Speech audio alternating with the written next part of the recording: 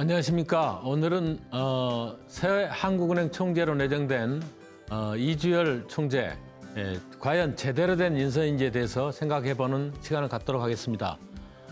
제목은 이주열 하는 총재 몇 점짜리 인사인가라고 정했습니다마는 아직은 청문회를 거쳐야 되기 때문에 최종 관문을 넘는 건 아닙니다마는 무난히 이 청문회를 통과하지 않겠나 이렇게 관측을 하고 있습니다. 어떤 분인지 잠시 소개를 하겠습니다. 한국은행에 입사해서 약 35년간 정통 한은맨으로 알려져 있고 주요 요직들 다 거쳤고 부총재를 역임한 다음에 대학에 잠시 몸담았다가 이번에 다시 총재로 발탁되게 됐습니다. 제가 두 권의 책을 가지고 나와봤는데 하나는 연금술사들이라는 책입니다. 이 책을 보면은 2008년도 금융위기를 거치면서 미국 잭슨빌에 모인 전 세계 중앙은행 총재들이 어떤 얘기를 했는지, 어떤 과정을 거쳐서 금융위기를 헤쳐나가는지에 대한 얘기가 잘 나와 있습니다. 관심 있는 분들 한번 보시면 굉장히 좋으리라고 생각하고, 또 한 권은 벤 버냉키입니다. 직전까지 금년 1월 말까지 미국의 연준 의장을 했던 굉장히 천재로 알려진 분인데 과연 중앙은행 총재가 무엇인지, 무엇을 하는 자리인지에 대해서 굉장히 쉽고 편리하게 그렇게 돼 있습니다. 오늘날 미국의 연준 의장은 재무장관보다도 오히려 더 경제를 좌지우지하는 굉장히 중요한 자리입니다. 한국도 갈수록 중앙은행 총재, 한국은행 총재 자리가 중요해지리라고 봅니다. 그리고 국가 전체적으로도 국무회의를 하고 하면서도 뒷자리에 놔둘 게 아니라 한국은행 총재의 위상을 좀 더 높여야 된다. 저는 그렇게 봅니다. 그래서 이런 중요한 자리에 최고의 인물을 뽑아야 한다. 그래서 이주열은 과연 최고인가? 라는 물음을 던져봅니다.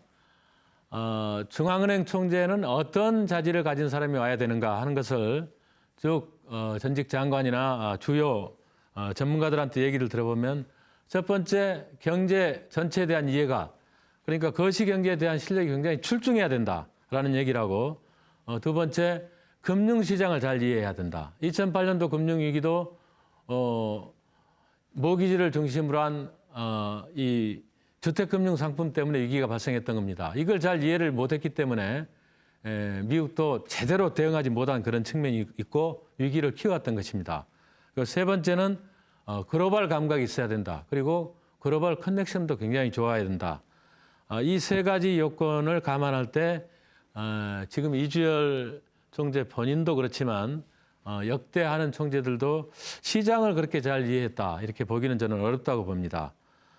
특히 G20 회의를 비롯해서 국제회의에서 중앙은행 총재 간에 서로 업무 협의가 많은데 그런 점에서는 글로벌 커넥션 이런 점에서는 이주열 총재가 지금 현재로서는 높은 점수를 못 받고 있는데 앞으로 잘 닦아가야 될 그런 과정이 아닌가 저는 그렇게 생각합니다.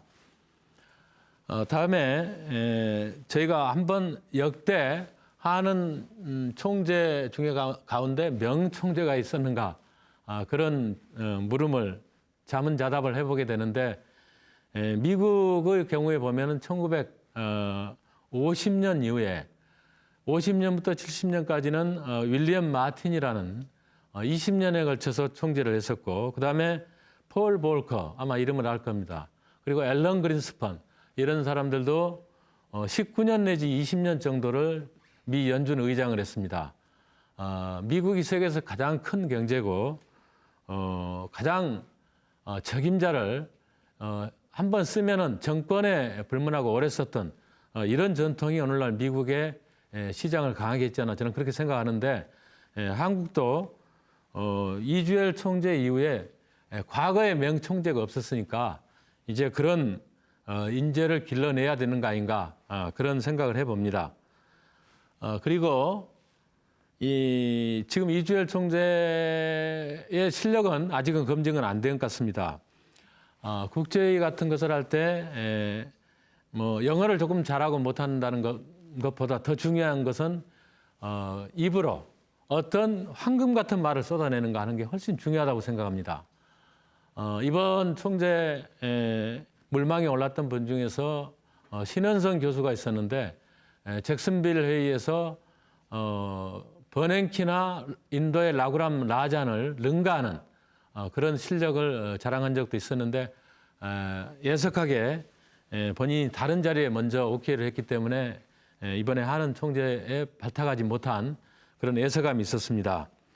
네, 이주열 새 총재 인선과 관련해서 결론적으로 우리가 생각해 봐야 될 점이 있다면 이번에 정말 박근혜 대통령도 사람을 찾지 못해서 애를 먹었다는 얘기를 들었습니다. 우리가 정말 하는 총재에 걸맞는 인재를 좀 더 앞으로 국내외적으로 키워야 되겠다. 이 영국의 경우에는 국내에서 적임자를 찾지 못해서 캐나다 중앙은행 총재 출신 마크 카니를 영입했습니다. 인도는 미국의 교수로 있는 우리처럼 신원순 교수처럼 미국의 교수로 있는 라구람 라잔 교수를 영입을 해서 중앙은행 총재로 영입하면서 인도의 금융위기를 빨리 수습하는 그런 유익한 그런 경우가 있었습니다. 그리고 또 하나는 이 중앙은행 총재가 한국은행 총재가 처음으로 청문회 대상이 됨으로써 아주 비중 있는 인물들이 난색을 표명했다 이런 얘기도 듣고 있는데 중앙은행 총재야말로 실력과 인물이 전문 지식이 훨씬 중요합니다. 그래서 쓸데없는 신상털기 이런 걸로 해서 아주 유능한 인물들이 자리를 고사하지 않도록 국회에서 그런 전통을 꼭 세워줘야 된다 그런 점을 모든 국회의원들에게 당부하고 싶습니다. 감사합니다.